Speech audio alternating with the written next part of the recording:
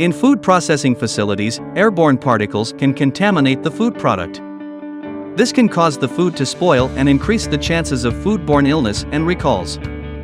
Airborne particles in a food processing facility can come from many sources, including mold, bacteria, and cross-contamination from other products.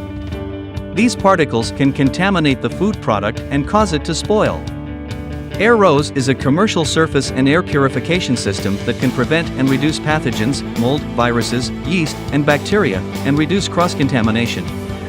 AirROS purifiers utilize and create reactive oxygen species. First, it kills pathogens as it passes through the air purifier. In addition, it sanitizes the air that comes out of the purifier, enters the environment, and continues to sanitize all surfaces it contacts. To learn more about AirROS technology and stop mold in food processing, call today.